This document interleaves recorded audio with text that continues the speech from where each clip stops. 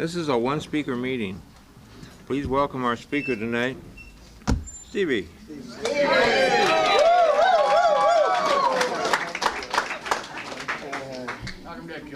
Hi. This thing on? Let's turn it up a little. Yeah, that's the important one. That's too loud. All right, let's get the lights up a little bit. There we go. Hi, my name is Stevie. I'm an alcoholic. What a motley crew. Thank you, Josh, for asking me to speak here. This is awesome. This is a group of drunks. Group of drunks. God, G-O-D. Got that from Mickey Bush. Group of drunks. Those acronyms. I first saw Mickey Bush back in 1993, I think it was. 93? Maybe 96. I was working at the YMCA, and they have like a little church, and they was giving a AA meeting in there. You know, I didn't know what it was all about. And he was in there at the podium. Well, they didn't have a podium. Yeah, they did. And he was talking, and he was doing those acronyms that he do. This means that, and that means. They were laughing. I was like, what the hell is this all about? This is like a show or something, you know? But it was really funny, and I wanted to be a part of it. I wanted to be in there. And that was one of my first experiences. Not my exact first experience. Now I'm getting a ring. Hold on a second. Not my exact first experience, because my very first experience with one of these rooms was chasing booty. I was chasing this, I was chasing this white girl. I was 12 and she was 25. I lied and told her I was 20, and I looked like it, you know. At the time, I think I looked like it. Well, she told me I looked like it, and she was in Penny 12 Step over on the east side by South Park. I didn't know what that place was all about. I just knew a bunch of women lived there, and she was one of them. She had a big ass. I liked it, and so I came on to her, and I followed her around. And then she wound up going to this place in Compton called the TP House. And so I went down there with a bunch of albums and stuff. That's when they had albums, records. Took my records down there and went to visit her. And they had, let me visit her in her room. And she went in the bathroom and said, I'm going to go change clothes, okay? And went in the bathroom. So I'm out there playing records. I'm 12. I didn't know what the hell she meant.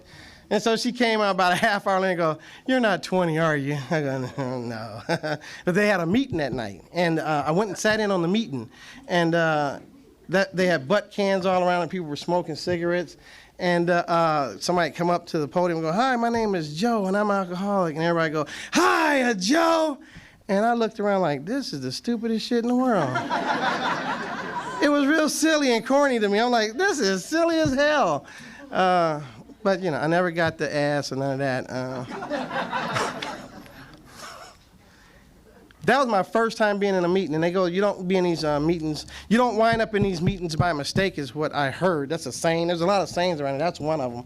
And so to my court card people, if you're here and the judge sent you here on a court card, you may not be here by mistake. You may be an alcoholic, or you may just have a drinking problem and can quit with a sufficient amount of going to jail.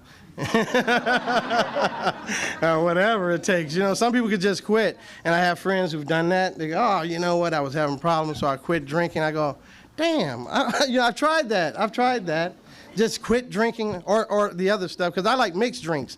I like to mix my drinks with crack and heroin. Yeah. And sometimes acid and ecstasy and pills. But I tell you what my favorite was. My favorite was whatever you had. What you got? Oh, that's my favorite. Especially when it's free. But you know what my experience has been? It's like whenever you quit doing drugs and stuff, that's when the shit's free all of a sudden. It ain't never free when I want some and I'm jonesing like a motherfucker and I'm tweaking and I'm like, who got some shit? No, not you, dude, no. It's when I like, you know what? Fuck this shit. I'm not going to do this anymore. I quit, damn it. Hey, Stevie, I got a pipe and a gang of dope. Come on, I'm going to get you high and give you some dope. Oh, what? Okay. And that usually happens, when I ain't got no type of programming in me or nothing to help me along. Because in the big book of Alcoholics Anonymous, it says in there, there'll come a time when I have a peculiar mental blank spot, and with no sufficient force can I remember my last drink or run. And that's happened a lot. But you know, my experience has been that that's happened a lot when I haven't been going to meetings and when I haven't been working a program or haven't been working these steps. Normally, when I'm doing all this shit and I done surrendered to the fact that I can't get high under no circumstances, normally I don't have those peculiar mental blank spots. I haven't been having those. I tell you, not lately. I could wake up out of a cold sweat in a dream where I done got loaded in a dream. I've had plenty of those. And if you're having some of those, don't worry, we call those freebies. That's a freebie. You wake up, normally when I have those dreams where I was getting loaded, it's never like, the dope is never strong in a dream. It's either like baking soda or the pipe crumbles in my hand. Like even if you have a gun in a dream, right? You go to shoot somebody, the bullet just drip out the front of the gun. It's not power, shit. That never happens in real life, though. In real life, bow, gun, you shoot, your ass is really shot. Why can't this be like a dream? Hey, you know what? I like to start things off. I guess I've already started things off. That was all my warm-up shit. Now we finna get into the meat of it all.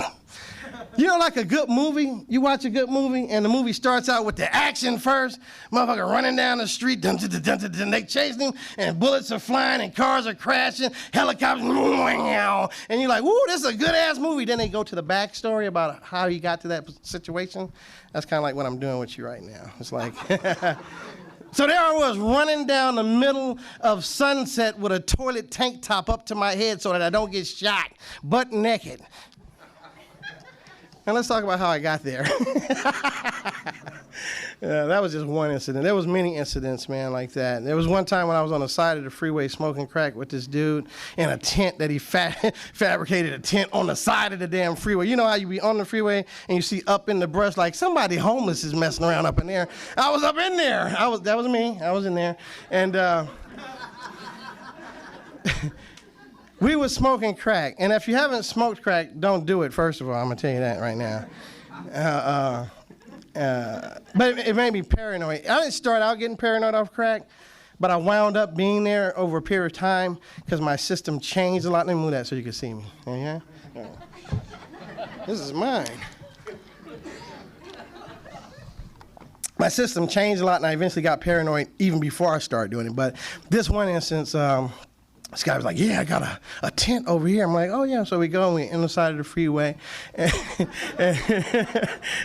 we go to take a hit of this crack, right? And he takes a big old hit, then I take a big old hit. The bells are ringing. I'm already paranoid. And he blows his out, and he says, you know what? It's so quiet over here, you could murder an entire family and no one would know. You talk about a cartoon. Blam! Ah! I tore the whole tent up and ran down the side of the freeway.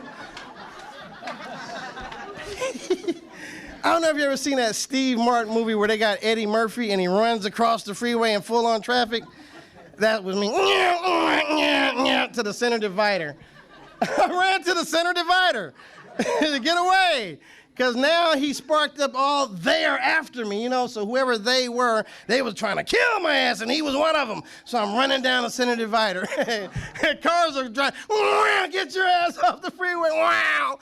Full on traffic. It was one of those, it couldn't have been backed up traffic. This was like full on, traffic's actually moving at 55, 60 miles per hour traffic.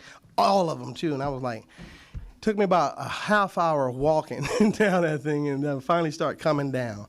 And your high start coming down and you start realizing, you know what, I'm walking on the center divider of the freeway. Now I gotta get off this motherfucker. Not high, you know, not as high. So I got off, I don't know how I got, off the damn freeway. And you know what I had to do? I had to go get another hit. Because that's the nature of the disease, is that once I come down, I got to get right back up, no matter how crazy it is. And I've heard it said that insanity is repeating the same thing, expecting different results. Also, I would like to add an addendum to that, and you already know it, some of you. Insanity is repeating the same thing, knowing what the hell's going to happen. Knowing exactly what's going to happen. I'd buy drugs and stuff and seal up the room like a vault because I knew what was going to happen once I took a hit. And it dawned on me one time, I thought, you know what? I could be in a 10-inch thick steel box with a lock on it, getting high, and I would still feel paranoid. Why is that? What is it? Because everywhere I go, there I am. It's like I can't get away from me. It's me all that time and all that stuff and all those demons following me and chasing me. Yeah, it's me.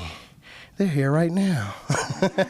I just don't see them because I ain't high. And so when we get high, we open up another door. That's a whole nother discussion. I don't want to get spooky on you because we're getting close to Halloween. But, because they really are there. There's other stuff there, other elements. Because if we start talking about God and higher power and stuff, we're talking about a power that works in and through all of us. And, my belief is that God is everywhere or nothing at all. Can't be someplace, oh, God's over there, but not over here. Has to be every damn where or nowhere at all. The power that holds these molecules together that makes this a podium, power of God. Otherwise, it would just all collapse to rubble and be nothing. So, a little bit about my backstory. How did I get there on the side of that freeway? How did I get running down Sunset butt naked? How did I get in that alley July 10th, 2006 with no shoes on? Wondering what my life was going to become. I grew up in South Central Los Angeles mostly. My mother moved a lot, though. She moved a lot. I mean, we'd go somewhere and stay about 3 months, and she'd move again. I didn't know what was going on, until I got a little older. We was living out of boxes. We didn't even unpack. We'd move so much. You just move in a place, and you're going to move real fast, so you don't even unpack. Yeah, I hadn't seen furniture till I was like 12, I'm telling you. We lived like gypsies. I mean, as I grew up and became an adult, I thought an eviction notice came with a rental agreement. It's like, yeah, I went to get an apartment. He goes, oh, here's the contract. And I go, yeah, where's the eviction notice? Don't that come with this? Like, no, that comes when you don't pay rent. Oh, that's what was happening all that time. My mother met my father probably somewhere at a bar because they both were drinkers, real heavy drinkers. Probably were alcoholics. And my mother definitely was an alcoholic and an addict because we got high together eventually, my best friend. Most of the stuff I got introduced to was through my family early on because, your family, and this is what I learned doing my step work, that fourth step, fearless and moral inventory of myself. Then that fourth step, I learned a lot about my family life and upbringing. Family is the most impressionable one on me because those are the first people I see in life. There's 3 kinds of family. There's a family that you're born into. There's a family of circumstance, and there's a family of choice. And the natural family, the family you're born into, that's obvious, right? And then the family of circumstance, maybe you were adopted. That's a family of circumstance. And then the family of choice, you people, my family of choice. People I choose to call my family, choose to hang out with, and intimate to. Intimate. Intimating ain't got nothing to do with sex. Some people think getting intimate means we're going to screw. Intimate means I'm going to share with you some things about me. And sometimes I don't need your opinion on it. I just want to get it off my chest. I just need somebody to listen to my problems. I'm intimating to you. And that's a whole other thing about the 5 stages of a healthy relationship. Woo! He just got deep on us. 5 stages of a healthy relationship. I might not even talk about that. I mean, you book me somewhere else and hear that part. So anyway, backing up to the the family thing, man. Yeah, my mama and my dad met somewhere, and here goes the part. My mother wound up having 6 kids by 6 different daddies. Woo! Now, I'm not trying to say my mom was a hoe, but she was hoe-ish. She was definitely hoe-ish. She had some, she was a freak. And she was fine, because she was Creole, long, wavy-ass hair, pretty eyes. I don't blame my daddy for hooking him. I hope he hit it doggy style.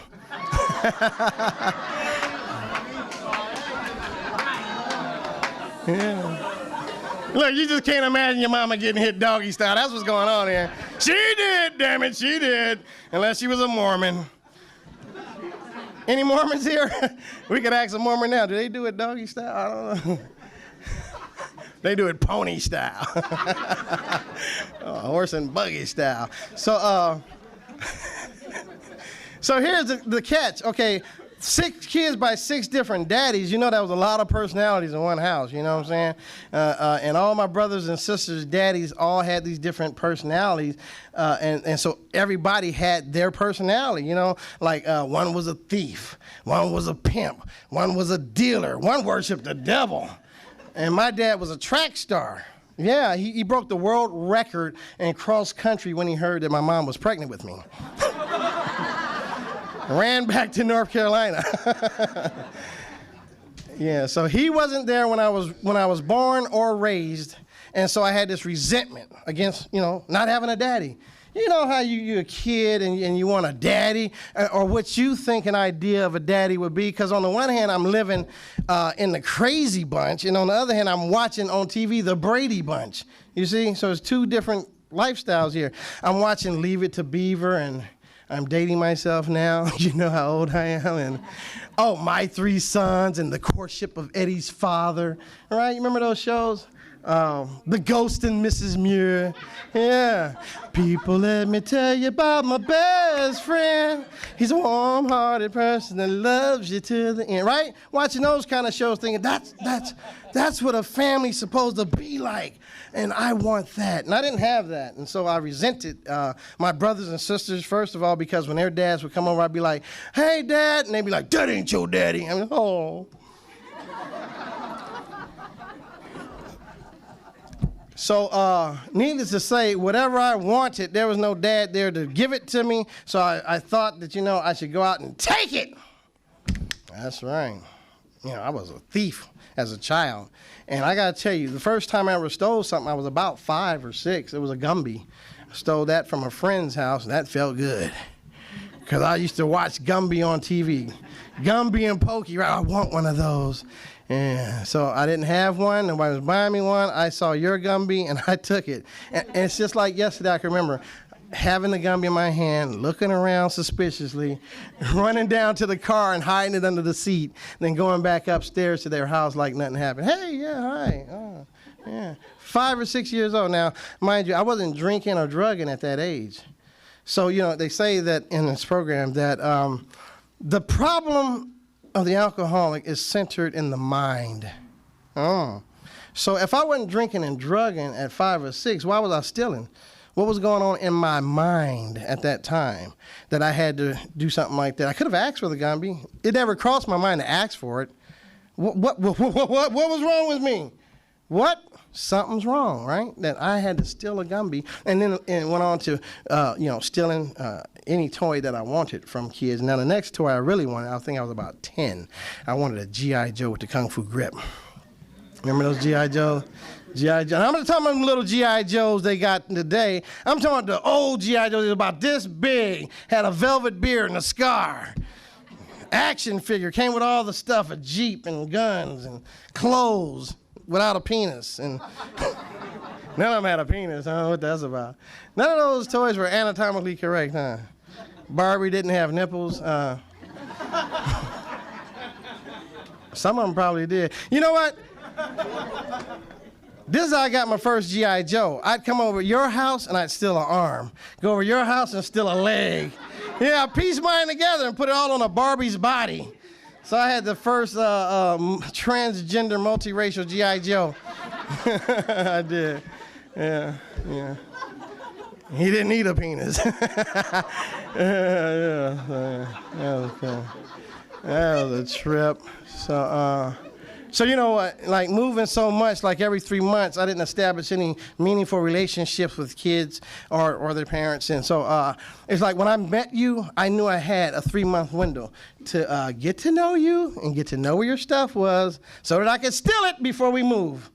And people saw me coming, boy. Eventually they labeled me in the neighborhood. My nickname was Thievin' Steven. You ever see the type of person, they walk in a room and he looks so shady, you start checking for shit, like, okay, where's my wallet at? Here he is. Yeah. Lock the door, Stevie's here. Put the valuables away. That was me. I was that person. I would steal your stuff while looking right at you. Be like, yeah, hey, what you doing, Stevie, stealing? You already know I'm a thief, man. That's why I'm here, is to steal something. And that was my first character defect, and being late everywhere was another one. And it was because that wasn't important in my life. Being on time wasn't important. No one told me that it was important. I had no reason to think it was important. Now I look at it and go back and go like, wow, all the places as an adult that I start winding up late.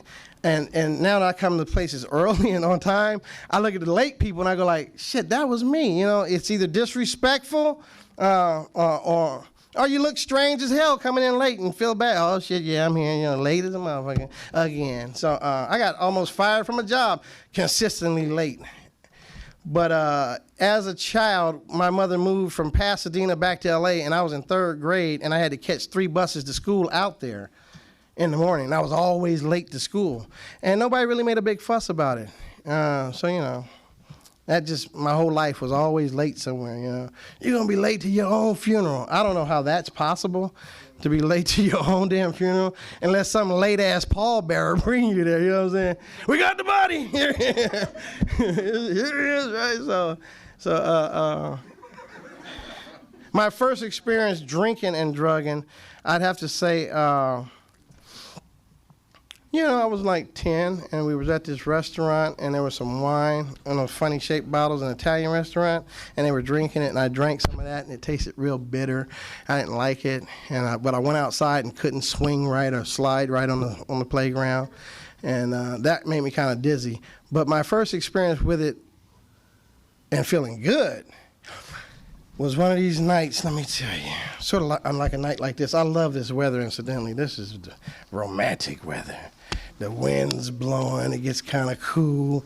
You know, the seasons remind you of certain stuff and certain feelings and bring back certain things. And my mother was over her friend's Carol's house drinking, and my grandmother, go over there and get your mother. I'm like 10, I'm the one who's responsible, so I go over there, and as I'm approaching the house, I hear Al Green or Marvin Gaye, you know, spending my days thinking about you, girl. And I hear laughter. Ha, ha, ha, girl, what? And so I go over there and look through the screen door, and I see a big bottle of Spinata sitting on the table. This is an old wine, old cheap wine. And I go in there, and I asked them, can I have a drink of that? And they go, yeah, go ahead. And I took a drink. And next thing I remember, me and my mother staggering home laughing. You know, like a jump cut in the movie, right? Fast forward to we're staggering home, laughing, hugging. And that was a good feeling. Fast forward a couple of years when I'm 12, drinking 40, not 40 ounces. They didn't have those out yet. We had 32 ounces of Old English. Hanging with the homies. I'm drinking, and boy, we drank so much I threw up all over my the clothes that I stole that day. And so that didn't feel good, and I told myself I wasn't going to drink no more after that. Fast forward to 16 years old, hanging with the homies and drinking and smoking weed. And I don't know how I got back to drinking and taking pills and experimenting. Then I grew to like to drink, you know. But I told myself I was only going to drink on the weekends. Yeah, you know, that how you start saying, I'm only going to do this on such and such a date and such a time. Eventually make these concessions and you cross that line. Oh, I'm only going to do this. You cross that line. I didn't even like weed and kept smoking it. You know, I don't know what that was about. Well, until I got into my 20s that I really started looking at my drinking as a problem. By that time, you know, I had tried crack and all this stuff like that. Didn't know I was addicted to nothing, but I knew it was a problem because I wanted to quit and couldn't stay stopped. You know, how you just say, you know what, I'm tired of this shit and I want to get my life together on track. At some point in your life, you go, I want to be somebody and do something. I don't want to just be a party animal anymore and try to get my life on track, and it just couldn't do it, man. I kept going back to drinking, kept going back to drugging, wound up out at the beach, living on the beach, on the sand, you know, with a bunch of alcoholics out in Venice, partying all day, every day, panhandling through the day and drinking through the nights. This was during '84 Olympics, so it was all kind of foreigners in town. Easy to get people to buy you shit, you know. Brothers was marrying women from Germany. It was moving. I was just like, you know, practicing usury was what I was doing too, because I don't want to be responsible. I'd move into your house, boy, and party with you until you figured me out and kick my ass back out. You got to go, man. You're not productive. Hell no, I just like to get high. And so did that all the way up and down the coast, man, and wound up going to jail and getting out of jail, and just my life was in a turmoil. And I really wanted to stay sober. I'll tell you, my first experience with a sober living was a terrible one. This was in Orange County. As soon as I walked through the door, there was a pile of cocaine on the table and a fifth of Jack Daniels. It was a sober living, yeah. Wasn't nothing sober about that living, I gotta tell you. I wound up paying my rent in cocaine. That was how bad that was. And then when I did want to get it together, I wound up going to the Weingart Center downtown on the 9th floor. And the day that I went there, it was after a 3-day run. You know, my feet were blistered, my hair was long, my beard was woolly, and I was, on the inside, I felt less than. I felt like I didn't know where my life was going, and I didn't feel like a man. And I felt like I need some help. And what made me reach out for a program is because when I was in homeless, I went to this meeting on Fairfax and Fountain with a dude. He said, they got this meeting over there. I was like, oh, yeah, good. He said, they got free donuts. Okay, where's it at? so I used to go to this meeting just for the donuts, right? And sit in the back and eat the donuts and stuff. And I'd hear people at the podium like this talk about sort of like the story I just told you, and they talk about how much time they got. Like I got 4 years, 2 months, and 12 days now. And I'd hear that, and I go, wow. It's just kind of sunk in my head. Not like when I was 12, and they go, hi, Joe, and I go, oh, that was stupid. This time when I was at that meeting, I heard what they were saying, but not really wanting the program or nothing. So when I did feel like I couldn't control it and I wanted some help, checked into the Weingart, you know, and when I first checked in, the guy said, oh, we recommend when you come in here, you after this 30-day detox, you go to a long-term program after that. I go, what? I said, no, it's 30 days is all I need, dude. I just got a little get-high problem. He said, you underestimate the power of your disease. I was like, disease? I ain't got none of that shit. Yeah, because I equate disease with cancer, AIDS, and different stuff like that, right? I had never heard the disease concept of Alcoholics Anonymous. So I stayed there, and I took some notes at the meetings from the panels that came in. Thank God for H&I, bringing the panels up there, hospitals and institutions. And after the 30 days, I was like, you know what? Maybe I do got a little problem. Because I started hearing stuff like we process, the addict, the alcoholic process drugs and alcohol different from normal people, process it differently. And now, scientifically, they know that the receptors in the brain are different for the addict and alcoholic. So we are physiological different from our fellows, as you heard us read in the preamble. We always hear that. No one wants to admit that they're different from their fellows, you know, mentally and physically. We are, literally. If you got what I got, which is the alcoholism gene, the disease of the mind, body, and spirit. And this is what I heard in there is that my mind obsesses over one day I'll be able to get high with impunity, that I'll be able to get high without a problem. I'll be able to drink a beer during the Super Bowl and watch the game without wanting more. I'll be able to smoke crack like a gentleman. Yes. I'll be able to shoot heroin and go to work the next day and get promoted. This is what my mind obsesses over. One day I'll be able to do that. And no matter how long I've been sober or how much of this program I work, it always tells me that. In the big book of Alcoholics Anonymous, it says, the persistence of this illusion is astonishing. Some pursue it to the gates of insanity or death. Now, my mother died of an overdose in 2001, and we were get-high buddies. I mean, we smoked crack together, shot dope together. She was my best friend. Even when I got sober back then, I still would give her money because I knew what it was like. And I go, okay, I know what you're doing, but shit, I don't want you in the streets doing it. So it's the reverse of a parent not wanting the kid in the streets, right? So here's the money. Do what you're going to do with it, and God bless you. She OD'd on pills and heroin. I didn't give her the money that time, thank God. It wasn't my fault. So... but I was happy when she died because she stayed doing that, smoking crack and doing that stuff. And I was like, I didn't know if she was going to die violently, you know, or whatever. It was an OD, and I kind of like ODs are better than getting shot in the head or something, you know. At least that's what I would think. I never OD'd and died, so I don't really know. Maybe it is violent. You know, I shall not reenact one. So, And then my brother died in 96. He got shot in the head 3 times in his house selling weed. And we can go, oh, marijuana don't kill. Well, tell that to my little brother. He was selling it. He got killed doing it. So we never think of stuff like that, though, that's going to happen to me or my family. It's always the other person that's going to happen to. So, yeah, gates of insanity or death. 3 things: jails, institution, and death is what my get high leads me to. If you got high the way I get high, that's what it is. So that mental obsession. And then said coupled with a physical allergy, the physical allergy being that I can't stop after I take the first one. And I had to look at my experience for that. I can't just look at my head and go, oh, can I stop drinking after taking the first drink? Well, the big book of Alcoholics Anonymous told me, try some controlled drinking if you think you can. And I did. I tried it. I went to the bar. I said, I'm going to drink like the owner of the bar. He drank Merlot, so I drank Merlot. I sat there. He could do it every night for years on end. Just that. But by the third, I'm all cockeyed looking out of one eye. I'm not the same as him. I can't do it. I tried it. And it always leads me back to, what, wrap it up? A couple. It always leads me back to where I really want to be, which is obliterated. I don't like to just be high. I don't want to just be tipsy. I want to be fucked up.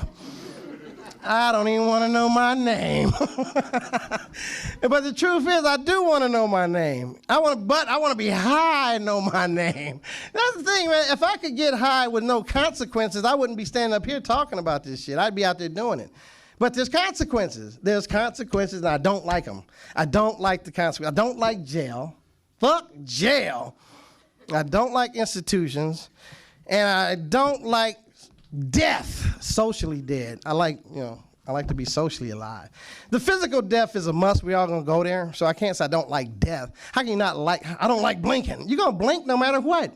I don't like farting. Try not to fart. So I can't say I don't like death because we all gonna die. I just don't like being socially dead. And I don't wanna die all fucked up, loaded and shit. So, cause then I die feeling guilty. Or maybe I die not knowing a goddamn thing, but I tell you this much, I feel great right now. I love the way I feel now. Not high, not in jail.